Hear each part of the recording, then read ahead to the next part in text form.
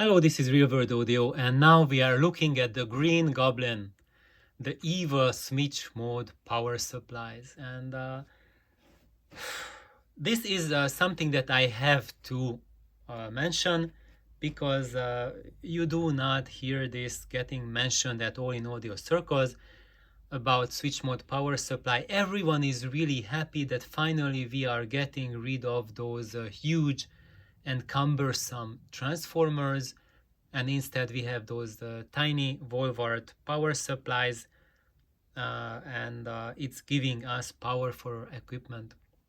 And there's a lot of word about those supplies being inadequate.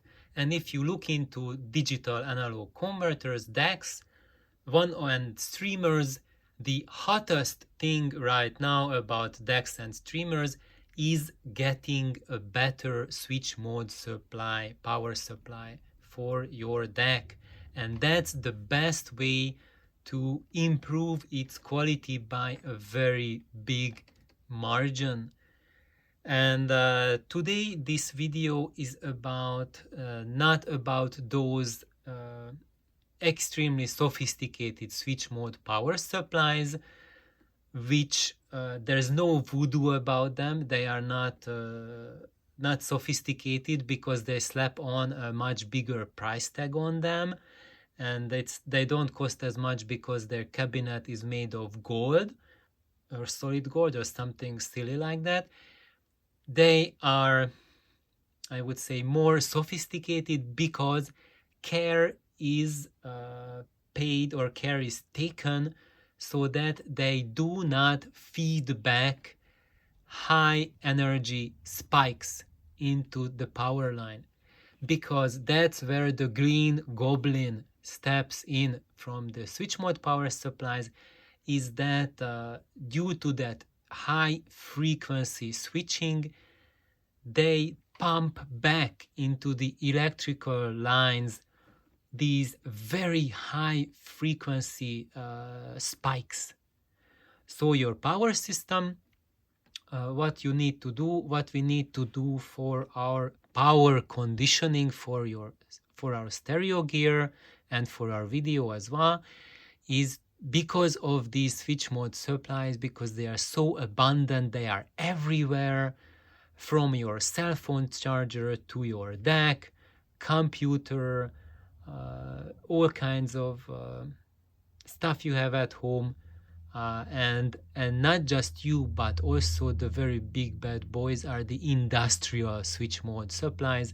When there's a big industrial company somewhere, maybe next city, and they are producing enough big spikes to literally ruin a whole town's or a whole city's electric quality, because they pump back such high amounts of bursts of very high frequency, very high energy signals.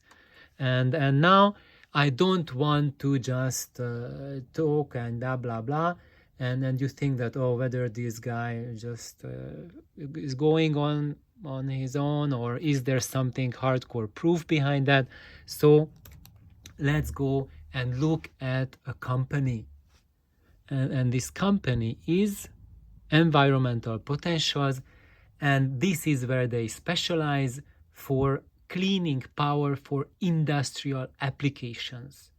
So this is not an area like stereo where people can write off a lot of those evidence because saying, oh, there is no double-blind testing done, or I bet you cannot hear any difference like that, and only golden ear can hear that, and all sort of rubbish and nonsense associated with audio. This is hardcore industry, and we are talking about industrial plant applications and billions of dollars of assets being protected. And this is what that company specializes. And what do they say about power? And what do they say about switch mode power supplies? So let's hear it from the industry itself. and then we can think about what sort of implications does it have for your audio system. So let's go at it. So what they are saying is that the electrical industry has made a significant leap in the last 25 years. And I don't want to read it word for word. You can. I will attach it to the description where you can find this brochure and look into it. So basically what it says that during the 25 years, because these switch mode power supplies have become ubiquitous, the problems that we face for power conditioning, they have completely transformed. Meaning that in the older days, like a couple of decades ago, the greatest problem was that when you had power fluctuations in your system. So for example, there was a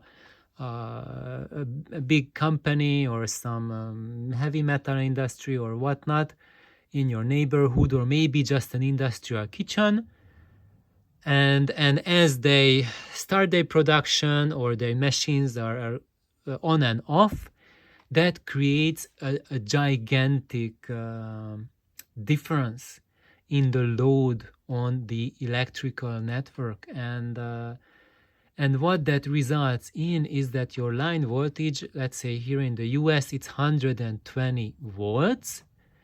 It fluctuates, so it's not always 120, but because of those users, it will drop down, and it can drop down to 90 volts when there's a like really heavy use, and the electrical distribution system and the power plants that supplies the power is unable to fulfill the demand. So basically the electric lines get overloaded and you get less than 120 volts.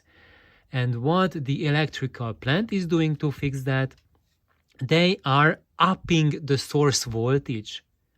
So what the source voltage is coming in from the power plant, now they are cranking it up to 130, 140, 150 volts.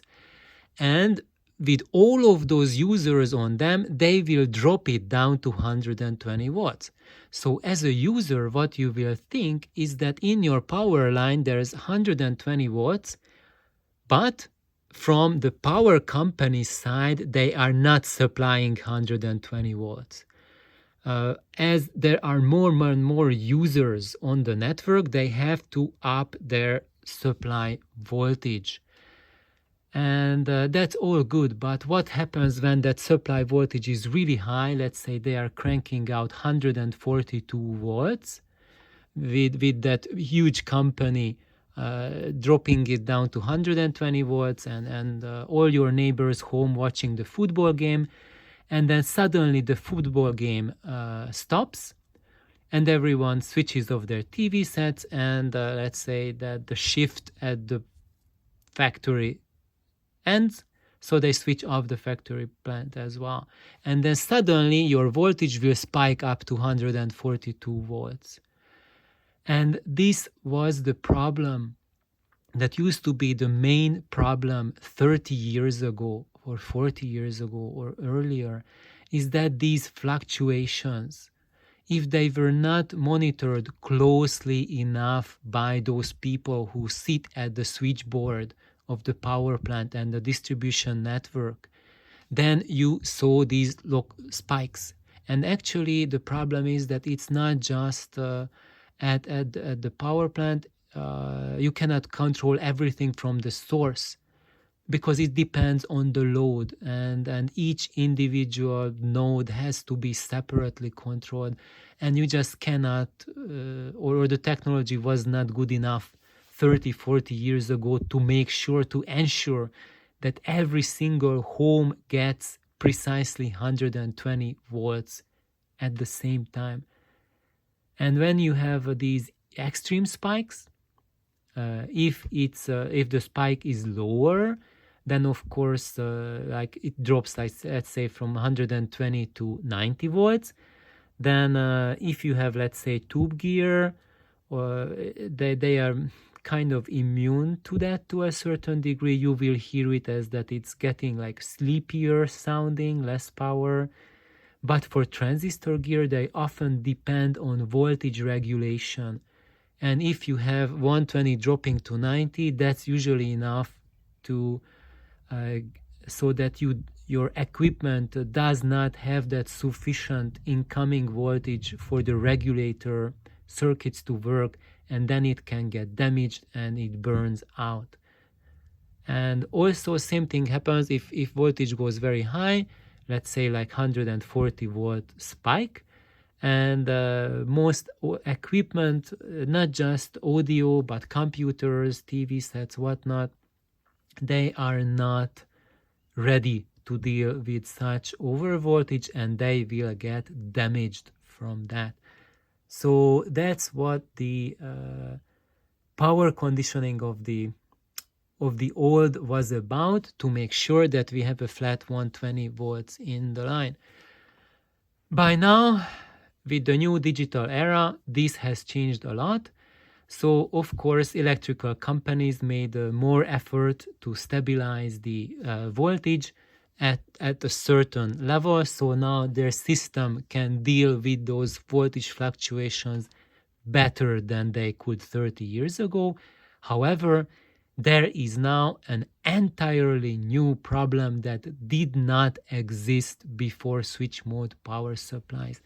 And that new problem is those high frequency, high energy transients. And this is where we stop, and we'll continue from here.